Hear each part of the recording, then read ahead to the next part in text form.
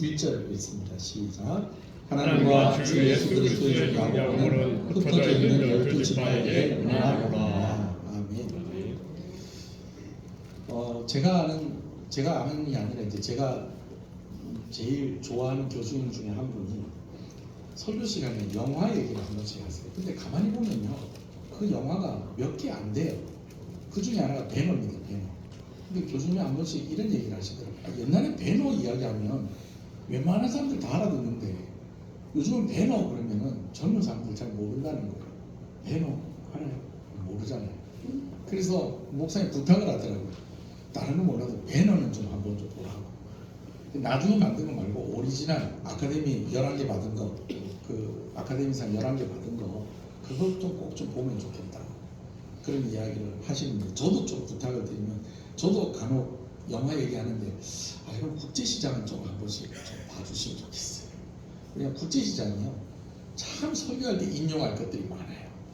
그리고 조금 젊은 세대들도 국제시장 영화를 보면, 한국 근대사가 좀 어땠구나. 어느 쪽 영화다 어느 쪽 영화다 이러면 그런 거 따지지 마시고, 이런 삶을 우리 부모님 세대가, 우리 할머니 할아버지 세대가 살았었구나 하는 것들을 이해하는 데 좀 도움이 될 겁니다. 제가 오늘 국제시장 얘기 조금 하려고 그래요. 6.25 전쟁 당시에 흥남부두에서 이제 미군이 철수를 합니다. 미군이 철수를 하는데 이제 쭉 계속 올라와서 이제 우리가 전쟁에서 이기는 줄 알았더니 중공군이 개입을 하게 되면서 일사후퇴가 있게 되어지고, 그래서 흥남부두에 그 겨울에 철수를 하게 되어지는데, 이제 일반 일반인들은 어떻게 피난 갈 대책이 없잖아요.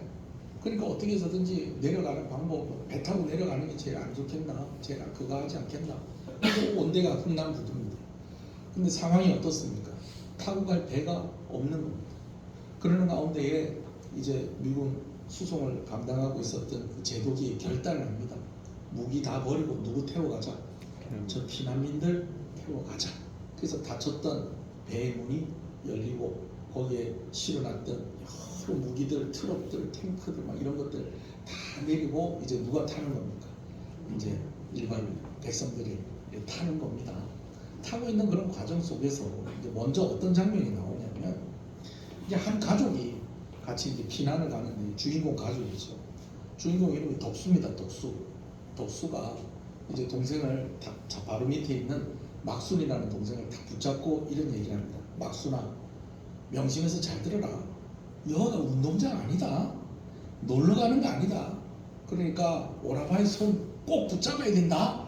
이렇게 하면서 마치 혼내듯이 동생이 이렇게 강하게 이야기를 합니다. 그런데 동생도 이제 그 상황이 어떤 상황이라는 걸 좀 눈치를 채고 고개를 끄덕끄덕 하는데, 많아봐야 한 5살쯤 되는 그런 애입니다. 그리고 오빠는 초등학교 몇 학년, 한 2학년, 3학년. 근데 덩치는 좀 컸던 것 같아요. 아버지는 아버지대로 챙겨야 될 사람이 있고, 챙겨야 될 물건이 있고, 엄마도 엄마대로 챙겨야 될 아이가 있고, 또 물건이 있고. 그런 가운데에 큰아들인 이 덕수가 이제 바로 밑에 있는 동생인 막순이를 맡게 된 거예요. 그래서 길을 떠나기 전에 이제 동생에게 이 당부를 한 거죠. 여가 어디가 아니라고요? 운동장 아니라고? 뭐하러 온 거 아니라고요? 놀러 온 거 아니라고? 그러니까 누구 손 꼭 잡으라고요? 오빠 손 꼭 잡으라는 거예요. 그래서 손을 꼭 붙잡고 이렇게 잘 가고 있었는데, 드디어 아까 말씀드렸던 그 상황이 이제 어떤 상황까지 왔냐면, 배의 문이 열리고 이제 피난민들이 배에 타게 되어지는 그런 상황이 된 겁니다. 그런데 덕수 가족들은 저 뒤쪽에 있는 거예요. 그러면은 저 사람들 앞에 먼저 다 들어가고 난 뒤에 자기 순서 기다리다가 배를 타겠다 못 타겠는 거예요. 그래 아버지가 딱 보니까는 다른 방법으로 배를 타는 사람들이 있더라는 거예요. 뭐냐면 그 수송선 옆에 조그마한 배들이 있는데, 그 배를 타고 그 수송선 옆에 붙어가지고 그 수송선에 밧줄로 이렇게 그물같이 만들어 놓은 사람이 올라갈 수 있는 그런 이 그물같이 만들어 놓은 밧줄, 그걸 뭐라 그러죠? 하여튼 그거 타고 이제 기어 올라가려고 이제 온 식구들이 배에 이제 탄 겁니다. 그리고 이제 그 배 가까이 가서 이제 하나하나씩 이제 올라가는데, 엄마 이제 또 데리고 있는 또 애하고 또 넘어가고, 또 아버지가 또 이 덕수 동생 또 업고 또 또 이제 짐하고 챙겨서 탁 넘어가고 이제 그 다음 누구 넘어가야 됩니까? 덕수하고 막순이 넘어가야 되는데 이거 올라가려고 하려고 하다 보니까 이제 막순이가 그 그물을 자꾸 이렇게 올라갈 수가 없잖아요. 그러니까 이 오빠가 막순이를 탁 업고 이제 또 한마디 합니다. 뭐라고요? 여 어디 아니다. 운동장 아니다. 뭐하러 온 거 아니다. 놀러 온 거 아니다. 누구 꼭 잡아라. 오빠 손 꼭 잡아라. 그러면서 탁 올라가고 딱 넘어가려고 하는 순간에 영화 속에서 보면 어떤 사람이 뭘 잡는다고 잡는 걸 누구를 잡아버린다. 막순이를 잡아버린다. 그러다 보니까 오빠는 넘어왔는데 막순이 못 넘어오고 오빠 손에는 뭐가 잡혀있느냐. 막순이 이 소매가 뜯겨진 이 옷에서 뜯겨진 이 소매가 잡혀있는 거예요. 그걸 아버지가 이렇게 보고 야 막순이 어디 갔냐. 아버지 막순이 제가 놓쳤어요. 울고 뭐 이러고 있는데 아버지가 이렇게 보니까는 벌써 막순이는 안 보여요. 물속에 빠졌는지 어떻게 됐는지 죽었는지 어떻게 됐는지 알 수 없어요. 그러니까 아버지가 또 이 덕수에게 이야기를 합니다. 덕수야 지금도 잘 들어라. 아버지는 막순이 찾으러 가야 되겠다. 근데 아버지 없으면 큰아들인 네가 가장이다. 가장은 모든 어떤 일들보다도 가족이 우선이다. 알았지? 내 찾아갈 거니까 네 먼저 가 있어라. 그러면서 부산에 가 있으라고 아버지는 먼저 내리고 그 배를 못 탑니다. 그리고 쭉 내려오죠. 영화를 다 안 본 사람처럼 다 그렇게 이야기를 들으시네요. 네. 뭐 제가 이렇게 설명한 부분에서 뭐 조금 뭐 다른 부분이 있을 수는 있겠지만 대략 이런 내용입니다. 거의 뭐 정확하다고 보시면 되겠습니다. 그런 내용입니다. 자, 근데 제가 왜 이런 이야기를 하냐면요. 야고보서가 별명이 있다고 그랬어요. 신약의 무엇이다? 자문이다라고 하는 별명이 있다고. 근데 왜 신약의 자문이라는 별명이 있냐면 자문을 여러분들이 딱 읽어보시면 느낌이 문장이 길지 않습니다. 짤막짤막하면서 마치 뭐 하듯이 명령하듯이 그렇게 말씀이 기록이 되어 있다는 거예요. 야고보서도 그렇다는 거예요. 야고보서도 짤막짤막합니다. 뭐 길게 서론, 본론, 결론 해가지고 논리적으로 뭐 이렇게 이야기를 하는 것보다도 짤막하게 특히 어떤 방식으로 명령하는 방식으로 기록된 말씀이 많다는 거예요. 실제로 보면 야고보서가 총 몇 절로 되어 있냐면 108절로 되어 있다. 108절. 108절로 되어 있는데 그 중에서 54개의 명령문이 나옵니다. 그러니까 거의 뭐 명령 한 번 하고 조금 설명하고 또 명령 한 번 하고 또 설명하고 명령 한 번 하고 또 설명하고 어떤 데는 명령이 2번씩 있고 그러니까 뭐 2절 사이사이마다 그냥 명령이 들어가 있다. 그러다 보니까 사람들이 이런 이야기를 하기도 좀 야고보서 말씀 보기가 좀 부담스럽다. 왜냐하면 뭐 하라 뭐 하지 마라 이렇게 돼 놓으니까 약간 말씀 보는데 혼나는 것 같기도 하고 좀 책망을 듣는 것 같기도 하고 그런 느낌이 있다는 거죠. 그러나 여러분 지난주에 우리가 함께 나눴잖아요. 야고보서가 기록되었을 그 상황을 보면 이 상황이 충분히 이해가 되는 상황이라는 거예요. 마치 흥남무도에서 이제 오빠가 이 긴박한 상황 가운데 동생한테 막순아 잘 들어라 알겠지? 자 우리 여기 놀러 왔을까? 놀러 온 거 아닐까? 여기 운동장일까? 아닐까? 여러분 이렇게 하지 않고 뭐라고 그랬다고요? 오빠 말 잘 들어라. 여기 어디 아니다. 운동장 아니다. 짧습니다. 그냥. 운동장 아니다. 여기 뭐하러 온 거 아니다. 놀러 온 거 아니다. 누구 손 꼭 잡아라. 오빠 손 꼭 잡아라. 왜요? 그만큼 긴박한 상황이 있다는 거죠. 지금 야고보서가 기록된 배경을 설명해주는 단어 하나 딱 있습니다. 뭡니까? 단어 딱 하나가 이 단어 하나가 모든 상황 설명을 다 해준다고 해도 과언이 아니죠. 흩어진 12지파. 왜 이런 이야기가 나오냐? 예루살렘 교회에 3번이나 위기가 있었다는 거예요. 성령이 강림하시고 난 뒤에 베드로와 또 여러 사도들을 통해서 놀라운 부흥의 역사가 있게 되어집니다. 그래서 우리가 추정을 하건대 성경에 기록된 것만 베드로가 설교하는 곳으로 몇 명이 믿었고 8,000명이 믿었어요. 처음에 몇 명? 4,000명. 그 다음에 5,000명. 여러분 그게 남자만? 아니요. 남자들 숫자만 셌을 때 그런 것입니다. 여자들하고 어린아이들하고 다 세면 최소한 15,000명에서 많게는 몇 명까지? 3만 명까지. 그럼 그 사람들이 또 가만히 있어요. 또 은혜 받았으니까 또 뭐 있겠어요? 전도하고 하니까 교회가 점점 부흥을 하는 이 조그만한 도시가 3만 명 이상의 예수 믿는 사람이 있다 보니 얼마나 도시가 막 진짜 대단했겠죠. 예. 그런데 그냥 그대로 있지 않냐고 핍박이 있게 되어집니다. 먼저 누가 순교를 합니까? 집사 스데반이 순교를 합니다. 그래서 거의 예수님의 12제자들, 그러니까 사도들 빼고는 마띠아가 이제 충원이 됐으니까요. 사도들 말고는 거의 모든 성도들이 다 어떻게 된 거예요? 예루살렘을 탈출해서 전 세계로 이제 흩어지게 됩니다. 그게 첫 번째. 그러다가 이제 또 시간이 좀 지났어요. 또 예루살렘 교회로 다시 돌아온 사람도 있을 거고, 또 예루살렘 교회가 또 전도가 돼서 또 부흥을 했을 거 아니에요? 그러는데 이제 예수님의 제자들 가운데 누가 제일 먼저? 야고보가 순교를 당하게 됩니다. 그럼 목사님 이 야고보서는 그럼 누가 쓴 겁니까? 주의 형제 야고보. 예, 마리아가 낳은 야고보입니다. 예수님 공생의 기간 동안 예수님 믿지 않고 그렇게 예수님을 메시아로 그리스도로 생각하지 않았는데 십자가와 부활과 또 성령을 경험하고 나서는 이 야고보도 함께 이제 교회의 일꾼이 된 것입니다. 사도들 다 떠나고 거의 야고보 혼자 남았습니다. 뭐 야고보 먼저 죽고 나니까 야고보가 막 순교를 당하고 나니까요, 이 예수님 믿지 않는 이 유대인들이 너무 좋아하는 거예요. 그래갖고 누구까지 죽이려고? 베드로까지 죽이려고. 베드로 가다 놨는데 베드로를 누가 건져내세요? 끄집어내십니까? 하나님께서 끄집어내시죠. 그래갖고 막 살려달라고 기도하고 있는데 누가 가서 문 두드리고, 베드로가 문 두드리는데 여종이 나가서 살콤하게 봤는데 누가 있으니까? 베드로 있으니까 깜짝 놀래갖고 문 닫아버리고 막 그냥 막 가서 이야기하고, 아이고 야야 문을 와닿노 그래갖고 가가지고 베드로 이제 얘기를 해보니까 베드로가 뭐 비몽사몽간이네 여기까지 왔다 그러면서 하는데, 잡혔던 사람이 탈옥을 한 상황이기 때문에 예루살렘이 남아있을 수 있어요 없어요? 없는 겁니다. 그럼 베드로만 가면 돼요? 다른 이제 베드로가 없으니까 다른 예수님의 제자들도 이제 타겟이 될 거 아닙니까? 그래서 그 12제자 다 나간 거예요. 그것이 두 번째입니다. 그리고 세 번째, 또 세월이 지났어요.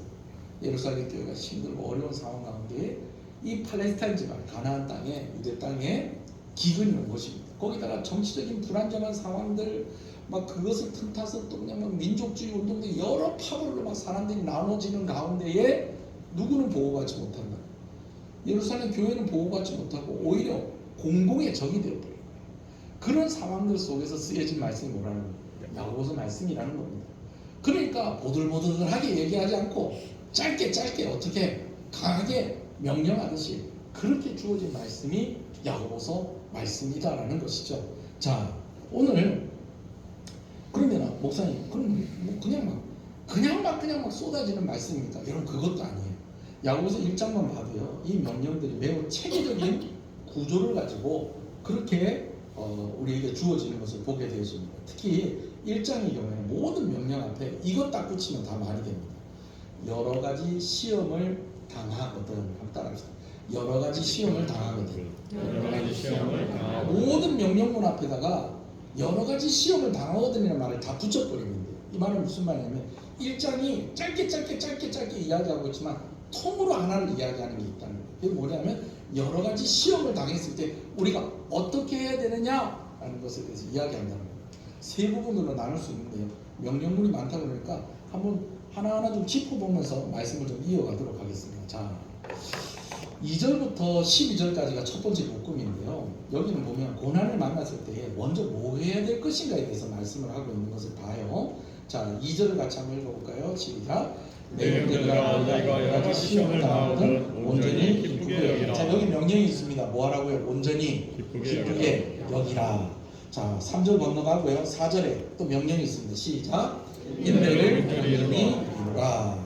5절에 보면 하나님께 시작. 하나님께 구하라. 그리하면 주시리라. 6절에 오직 믿음으로 구하고 조금도 의심하지 말라. 계속 명령이 쏟아집니다. 자, 7절은 처음부터 읽을게요. 이런 사람은 무엇이든지 죽게 얻기를 생각하지 말라. 8절 9절이요. 두 마음을 품어 모든 일에 정함이 없는 자보다 낮은 영계는 자기의 높음을 자랑하고. 10절에 부한 자는 자기 낮아짐을 자랑할지니. 제가 새벽에 말씀을 나눴기 때문에 길게 설명하지 않겠습니다. 자, 첫 번째 이 2절에서 12절은 고난을 만났을 때 먼저 뭐 해야 될 것인가에 대해서 말씀을 하고 있다고 했어요. 전쟁이 터졌어요. 우리가 피난 가야 돼요. 그러면은 집에 있는 걸 다 가져갈 수 있습니까? 아니죠. 중요한 것들을 챙겨 가야 되는 거예요. 거기다가 상황을 잘 봐야 되는 거예요. 아까 아버지가 보니까 이대로 계속 요 뒤에 있다가는 배 타겠다 못 타겠다 못 타겠구나. 이러면 우리 가족들이 다 저 배에 타려면 어떻게 되겠느냐? 저 옆에 있는 저 작은 배 타고 저 수송선 옆에 붙어가지고 어쩌든지 힘들지만 기어 올라가는 그 방법밖에 없다. 여기 있다가는 우리 다 못한다. 그런 것처럼 여러분 위기가 왔을 때는 어떻게 되냐? 상황 파악을 해야 된다는 거예요. 상황 파악을 해야 되는데 야고보가 먼저 뭘 얘기합니까? 여러 가지 시험을 만나거든 뭐라고요? 온전히 기쁘게 여기라. 근데 여기서 여기라라는 말이 온전히 기쁘게 그렇게 있어라라는 말 그런 정도의 말이 아니고 여기라는 말은 뭐 하라고요? 계산해라고요. 계산. 상황 파악을 정확하게 해보라는 거예요. 시험이 왔다고 해서 지금 허둥지둥 여러분 그래가지고 뭐 실제로 그런 일이 있었는지 모르겠는데 불이 나가지고 웬 새댁이 아기를 안고 나온다는 걸 뭘 안고 나왔다고 그래요? 벽에를 안고 나왔다고 그런 얘기 있지 않습니까?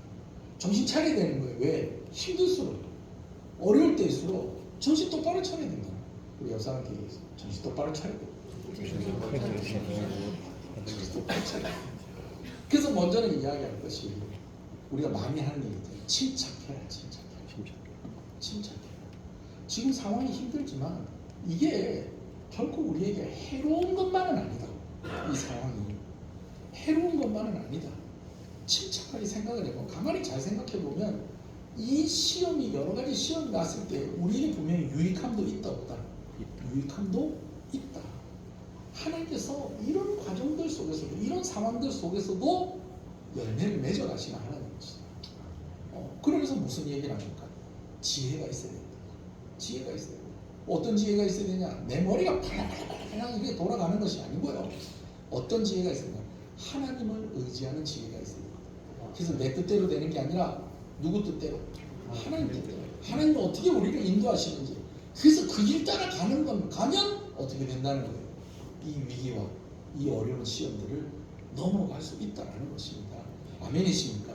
예. 그러면서 조금 더 의심하지 마라. 여기에는 좀 숨은 의미가 있다고 그랬어요. 내 뜻과 하나님의 뜻을 동등하게 두지 말고 누구의 뜻을 우선으로 해라. 하나님의 뜻을 우선으로 하라는 거예요. 여러분 우리가 말할 때 누구하고 같이 의논할 때 의심하는 게 뭡니까? 이 사람 말대로 해도 될까 안 될까? 여러분 그걸 의심하는 거 아닙니까? 내가 하나님 뜻이 이거 같은데 하나님 뜻대로 이렇게 해도 될까 말까? 아니야 내 뜻대로 하는 게 더 낫겠는데 이러지 말라는 것입니다. 아멘이십니까? 그래서 두 마음 품지 말라는 거예요. 또 낮은 형제는 자기의 높음을 자랑하고 부한 자는 자기의 낮아짐을 자랑하라는 것은 결국 누구 생각하라는 겁니까? 예수님 생각하라는 것입니다. 오늘 우리가 낮은 자였지만 하나님 우리를 높이신다. 누구를 통해서? 예수님을 통해서. 우리가 높은 거 자랑할 것 없다. 왜? 예수님은 어떻게 되셨다? 우리를 위해서 낮아지시고 낮아지셨다. 그렇게 우리가 구원받은 것이다. 고난이 왔을 때 어려운 일 닥쳤을 때 어떡하지? 잠깐만 그렇게 하시고 정신 딱 똑바로 차리시고 상황 파악하시고 하나님 붙잡는 저와 여러분 되시기를 주님의 이름으로 축복합니다. 아멘. 두 번째로 13절에서 18절이 두 번째 묶음입니다. 여기서는 뭐냐면 반드시 기억해야 될 것에 대해서 이야기를 하고 있습니다. 자, 13절의 명령을 한번 찾아보세요. 읽을까요? 사람이 시험을 받을 때에 내가 하나님께 시험을 받는다 하지 말지니. 그리고 16절의 명령이 또 하나 나와요. 16절 시작. 내 사랑하는 형제들아 속지 말라. 그렇게 되어 있습니다. 자, 13절하고 16절하고 어떤 관계가 있느냐? 자, 이런 관계가 있습니다. 속지 말라라는 말은요, 무슨 말이냐면 이탈하거나 아니면 걸려서 넘어지지 말라는 거예요. 요즘요, 제 아내가 이렇게 운전을 이렇게 하고 가다 보니 좀 당황스러울 때가 있어요.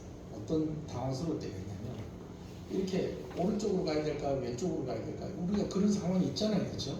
근데 우리나라에는 바닥에 색깔이 칠해져 있어가지고 옛날보다 좀 수월해졌는데 그래도 처음 가는 길은 또 맨날 가는 길이랑 좀 복잡한 길은 여기를 가야 될까 저기를 가야 될까 좀 헷갈릴 때가 있잖아요. 그렇죠?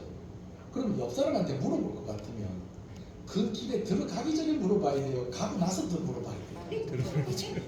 예? 그러겠죠. 가기 전에 물어봐야 되는데 제 아내의 특기는 요즘 들어서 많이 하는 게 뭐냐, 일단 들어가는 거 여기로 가는 게 맞나? 여기로 가는 게 맞아요 그래요.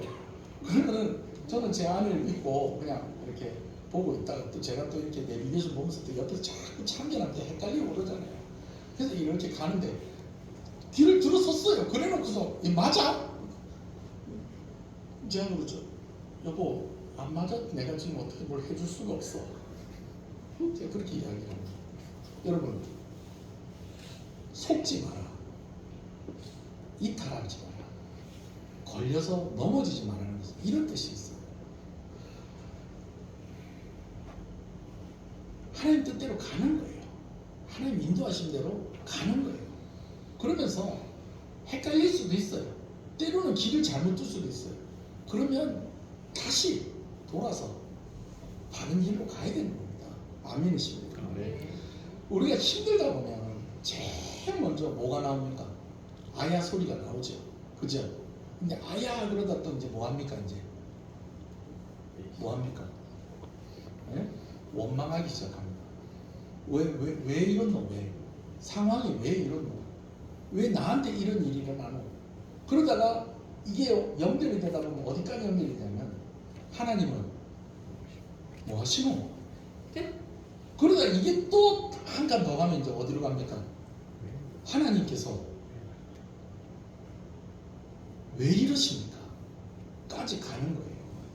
그 말이 무슨 말입니까? 오늘 본문에는 시험이 하나님께로부터 왔다. 이거 다 누구 때문이다? 하나님 때문이다라고 간다는 거예요. 여러분 그러다 보면 어떻게 된다는 거예요? 성도의 자리를 이탈한다는 거예요. 이 시험에 걸려서 넘어진다는 것입니다. 여러분 시험 당할 때일수록요, 어려운 일이 있을 때일수록요, 속지 않아야 돼요. 이탈하면 안 됩니다. 여러분 절대로 믿으면 흔들리면 안 됩니다. 걸려서 넘어지고 그러면 안 됩니다. 아멘이십니까? 아멘. 어려우면 뭐가 나온다고요? 원망 나오고 다른 사람의 책임 물고, 그러다 이것이 연결돼서 예수 믿는 사람은 어디까지 간다고? 이거 다 누구 때문이다? 하나님 때문이다. 왜 하나님은 왜 나에게 이런 시험을 주시는가? 왜 이런 어려움을 주시는가? 아니 그게 아야 소리이면 괜찮아. 아야 소리인 것 같으면 하나님께서 이해를 주시. 아이고 네가 많이 힘들어서 이러는구나. 그러면 모르겠는데 원망하고 정말 하나님을 불신하고, 여러분 이런 데까지 가면 된다 안 된다? 안 된다는 거예요. 그래서 내가 하나님께 시험을 받는다고 하라 하지 마라. 하지 마라. 그리고 내 사랑하는 형제들아 뭐 하지 마라. 속지 마라 라고 그렇게 이야기하는 겁니다. 자 그러면서 이제 세 번째로 넘어갑니다. 세 번째 고난을 만났을 때 실제로 이제는 무엇에 대해서 얘기하는 거예요? 실제로 주의해야 될 것에 대해서 이야기를 합니다. 실제로 주의해야 될 것. 이런 것들은 진짜 요건 반드시 기억하고, 이런 것들은 진짜 네가 주의해야 된다 라고 하는 것들이 있습니다. 자 19절에 뭐라고 되어 있습니까? 내 사랑하는 형제들아 너희가 알지니 사람마다 듣기는 속히하고 말하기는 더디하며 성내기도 더디하며.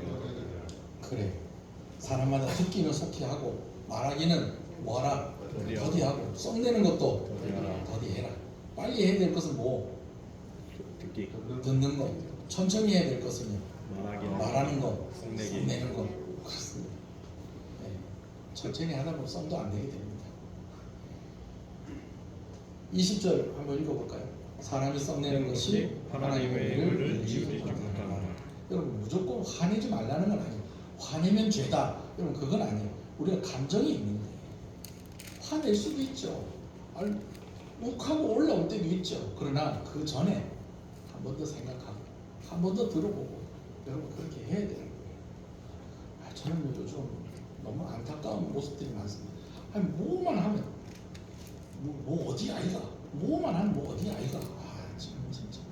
제가 아까도 뭐 하려다가 말을 바꿨어요. 근데 기시한지 모르겠지. 아니잖아요. 뭐 그냥 다 갖다 대놓고서입니다. 그걸 정치적으로 이용을 하고, 그건 아니라고 합니다. 이런 얘기 잘 안 하는데 그렇습니다. 듣기는 뭐하고 속히하고 말하기는 더디하고 썩내는 것도 더디하고. 그래서 여러분 세상이 막 이렇게 움직이고 그러면요, 여러분들 우리까지 막 흥분해가지고 뭐 이래 하지 마시고요. 하루만 참아보세요. 딱 다른 게 보입니다. 다른 게 보여요. 세상 돌아가는 것만이 아니고 우리가 살아가면서 이것은 진짜 필요한 지혜입니다. 진짜 필요한 지혜. 그래서 제가 요즘 들어서 계속 밀고 있는 유행어 있죠. 감정대로 뭐 하지 말고 해석하지 말고 한 발짝 물러서서 따뜻하게 해석을 해요. 그럼 얘기가 달라진다니까. 그게 누구에게 제일 유익하다? 우리 자신에게 제일 유익합니다. 할렐루야. 자, 21절에 또 명령이 또 있어요. 자, 제가 앞부분 읽어볼게요. 그러므로 모든 더러운 것과 넘치는 악을 버리고 너희 영혼을 능히 구원할 바 마음에 심어진 말씀을 온유함으로 받으라. 그래요. 22절 명령 통째로입니다. 시작. 너희는 말씀을 행하는 자가 되고 듣기만 하여 자신을 속이는 자가 듣지 말라. 아까는 속지 말아요. 우선 또 하나는 뭐라고? 여기 또 뭐라고 그래요? 자신을 속이는 자가 되지 말아라고 합니다. 여러분 우리가 예수 믿는 사람은 특별히 진짜 조심해야 될 것들. 제가 내일 새벽에 메시지를 이 말씀 가지고 전할 건데 제가 미리 조금만 얘기를 할게요. 왜냐하면 우리는요 알면은요 내가 알고 있는 거를 내가 그렇게 산다고 그렇게 착각을 좀 잘한다는 겁니다. 뭔 얘기인지 아시겠어요? 성경에서 내 이웃을 내 몸과 같이 사랑하라. 여러분 그 말씀 알아요 몰라요? 알죠? 근데 아는 거하고 그렇게 사는 거하고 좀 차이가 있을까요 없을까요? 차이가 있어. 근데 우리는 어떻게 착각을 하냐면 그 말씀을 알고 있으면 내가 그 말씀대로 어떻게 하고 있다고? 산다고 착각을 하는 거예요. 착각을 하는 거예요. 그러니까 우리를 제일 잘 속이는 존재가 누구냐면 다른 사람도 아니고요. 우리는 우리한테 제일 잘 속습니다. 우리 자신에게 제일 잘 속아요. 제일 잘 속아요. 우리는 스스로 다 알고 있다고 생각합니다. 근데 다 알고 있지 않아요. 모르는 게 더 많아요. 그래서 먼저 말하려고 하고 먼저 들으려고 하지 않는 거예요. 우리는 스스로 잘하고 있다고 생각해요. 이번 주에도 어떤 목사님하고 통화를 하는데 목사님 편을 들어주려고 하는 사람들이 많이 있는데 목사님이 너무 감정이 너무 잘 이렇게 바깥으로 너무 잘 드러내시는 것 같아요. 감정을 좀 그걸 좀 절제를 좀 해주시면 목사님 편을 들어주려고 하는데 목사님이 벌써 얼굴 빨개져갖고 막 그러고 있으니까 목사님 편 들어주기가 힘들다. 그랬더니 목사님 보시니 그런 줄 몰라도 제가 진짜 참고 많이 참고 제가 그렇게 하는 겁니다. 그렇게 얘기하는데 제가 뭐라고 얘기를 하는데 무슨 얘기를 하다가 보니까 목사님 뭔 얘기인지 알겠어. 그 말 무슨 말인지 모르겠는데 다 말도 못 알아들으면서 뭘 다 참고 참았다고 그래. 그러면서 어떤 목사님은 그런 이야기를 한 적이 있어요. 자세히 얘기할 건 아니기 때문에 제가 그냥 이렇게 두루뭉실하게 넘어갑니다. 여러분 우리 다 안다고 생각해요. 그러나 모르는 거 많습니다. 내가 다 이해하고 내가 다 파악했다고 생각합니다. 그러나 그렇지 않은 적이 많다는 거예요. 스스로 잘하고 있다고 생각합니다. 그러나 사실은 잘 못하고 있을 때가 많다는 거예요. 누구에게 제일 많이 속는다? 나 자신에게 제일 많이 속는다. 특히 우리 예수 믿는 사람들이 정말 기억해야 될 것은 무엇이다? 말씀을 알고 있다고 내가 그렇게 살고 있다고까지 착각하면 안 된다. 아멘이시죠? 제가 말이 좀 빠르죠? 오늘 좀 말이 빠르죠? 이제 중요한 얘기 하려고. 아니 목사님 다 끝난 줄 알았더니 너무 겁먹지 마세요. 오늘 제가 여러분과 중심을 두고 나누고 싶은 부분이 두 번째 부분. 두 번째 핵심이 뭐였어요? 속지 말라는 것이었어요. 여러분 속지 말라는 것은 뭐 하지 말라고요? 이탈하거나 걸려서 넘어지지 말라는 것이에요. 어려우면 원망 나오고 다른 사람에게 책임 물으려고 그러다가 나중에는 누구까지 원망하고 하나님까지 원망하고 여러분 그렇게 연결될 수 있어요. 이거 주의해야 된다. 그러면은 속지 않으려면 어떻게 해야 되느냐? 우리 안에 확인해야 될 게 있다는 거예요. 하나님이 어떤 분인지 알아야 되고요. 하나님에게 우리가 어떤 존재인지 우리가 알아야 됩니다. 그래야지 안 속는 겁니다. 아멘이십니까? 아멘. 자, 설명을 드릴게요. 한 절로 설명해. 18절입니다. 18절. 모든 좋은 것이 하나님께로부터 오고요. 하나님 변함도 없으시고요. 우리를 시험하지 않으신다고 그랬어요. 우리를 시험하지 않는다는 것은요, 우리를 넘어뜨리게 하시는 분이 하나님이 아니시고요, 넘어지려고 하는 우리를 붙잡으시는 분이 하나님이시다라는 것입니다. 네. 그러면서 18절에 무엇라고 설명하고 있는지 먼저 말씀을 한번 다시 읽어볼까요? 18절 시작. 그가 그 기존을 주려고 한천 열매가 되게 하시려고 자기의 뜻을 따라 진리의 말씀으로 우리를 낳으셨느니라. 여러분, 우리를 낳았다라는 것은요, 우리가 구원을 받은 것이 그냥 되어진 것이 아니라는 것입니다. 자연분만을 하든 수술을 하든지 간에, 여러분 제가 그거 알아요. 저도 우리 집에 애가 셋이지 않습니까? 자연분만하면 낳을 때 힘들고 낳고 나서는 조금 괜찮고, 또 수술해서 나오면 낳을 때는 조금 수월한데 낳고 나서 힘든 거 다 같은 것 같아요. 엄마가 힘든 거예요. 그래서요, 자기가 배 아프고 낳은 아이가 더 어떤 거예요? 소중하고 귀한 거예요. 하나님이 힘들고 어려운 상황 가운데 있는 성도들에게 이 말씀 하시는 거예요. 이거 꼭 기억해라. 내가 너를 낳았다. 네가 구원받았는데 그냥 구원받은 게 아니고, 그 구원의 과정 속에 엄마가 아이를 낳는 그 고통이 있었던 것처럼 나에게도 무엇이 있었다? 고통이 있었다. 하나밖에 없는 아들을 내어주시고, 그 하나님 아버지의 고통, 그리고 모든 고난과 죽으심을 감당해 그 아들의 고통, 이 과정을 통해서 우리가 구원받았다.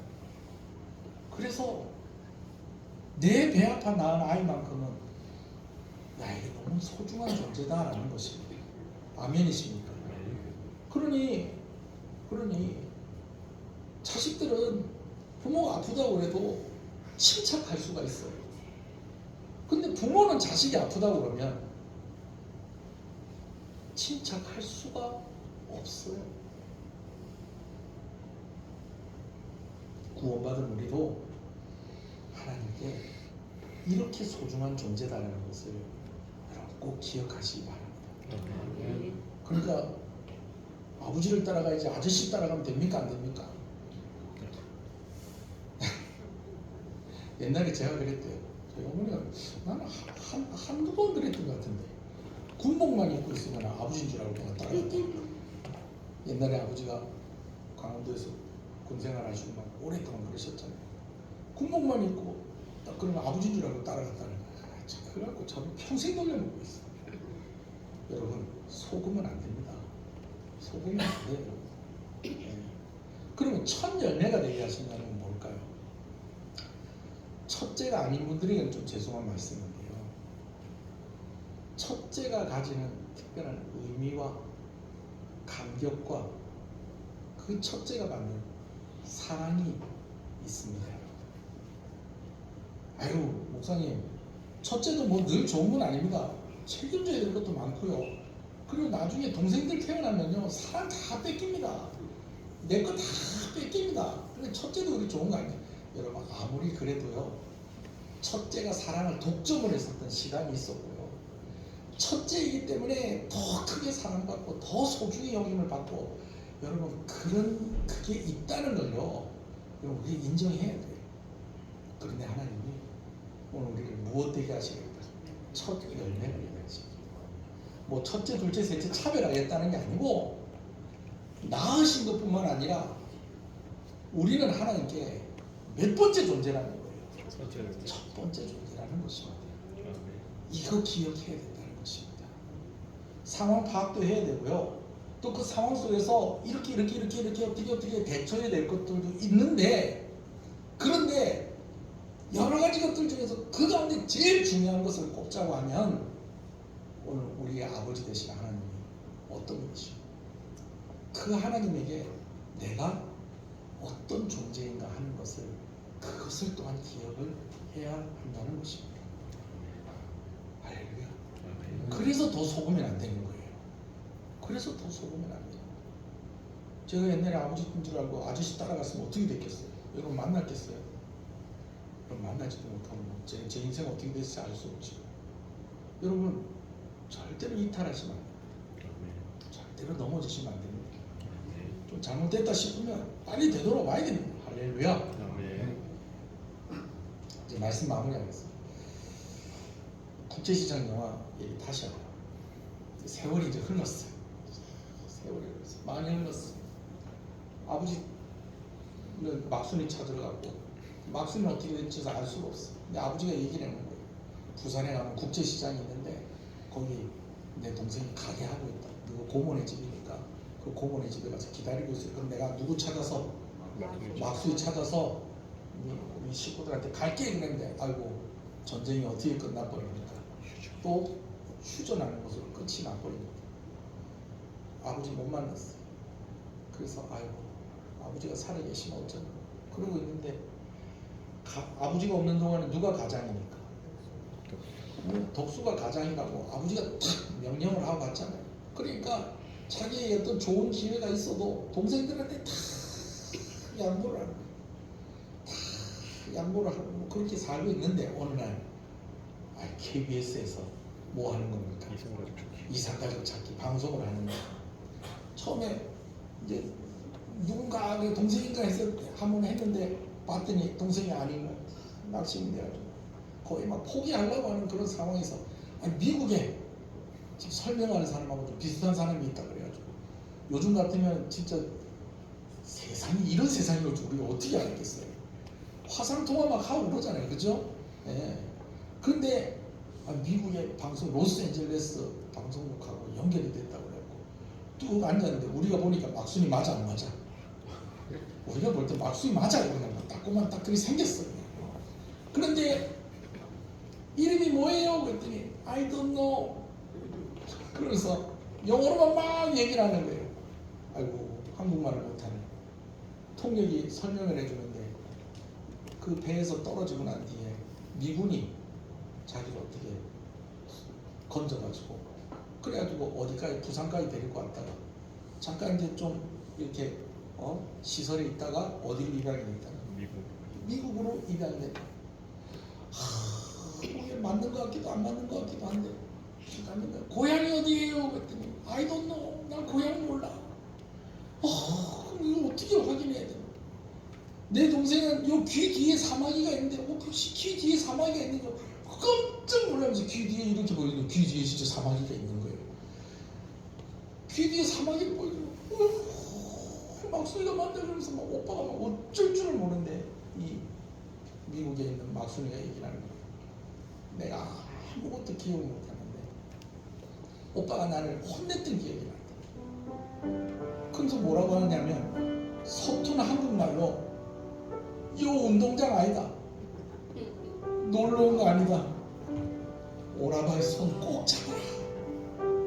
그 말을 막순이가 기억을 하고 있었다. 자기 이름도 잊어버리고 한국말 다 잊어버렸는데 오빠가 했던 그 말 한마디를 기억을 하고 있었다. 그 명령을 기억하고 있었다. 운동장 아니다. 놀러 온 거 아니다. 오빠 손 꼭 잡아라. 그러니까 이제 덕수가 그냥 막 와 진짜 나오는 거야. 부산 식구들도 방송 보면서 또 이러고 있는데 내 동생이 맞는가 보다. 그런데 막순이가 뭘 하나 주섬주섬하고 꺼내는데 오빠가 막순이를 놓칠 때 오빠에게 있는 그 소매가 잘린 그 한복 어린이 한복을 보여주면서 우리 오빠 맞냐? 우리 오빠 맞냐? 여러분 속으면 안 됩니다. 이탈하거나 걸려 넘어지면 안 됩니다. 여러분 아멘이십니까? 하나님 의심하지 마세요. 하나님 우리를 시험하시는 분이 아니에요. 시험하는 분이 아니라는 것은 우리를 걸려서 넘어뜨리게 하는 분이 아니라는 거예요. 그럼 뭐 어떤 분이세요? 걸려서 넘어지더라도 다시 일으키시고 우리를 붙잡으시고 책임지신 하나님이시죠. 그냥 우리에게 말씀하시는 게 아니라 오늘 말씀을 이렇게 확증을 해서 말씀을 하세요. 너는 내가 낳았다. 내가 그냥 구원받은 것이 아니다. 너의 구원받는 과정에 나의 고통이 들어가 있다. 그리고 너는 나의 첫 열매가 되게 할 것이다. 나의 가장 소중한 존재다. 모든 만물을 내가 만들었지만 그 모든 만물보다도 그 모든 천하보다도 내 생명 하나가 나에게 더 귀하다. 그 말씀을 이렇게 하고 계신다는 거 여러분 기억하시고요. 여러분 힘들고 어려울 때에 오늘 이 말씀을 기억하십시오. 하나님 속지 않겠습니다. 나도 내 자신을 속이지 않겠습니다. 주의 말씀 붙잡겠습니다. 이탈하지 않겠습니다. 넘어지지 않겠습니다. 나를 꽉 붙잡아 주신 그 하나님 나도 붙잡겠습니다.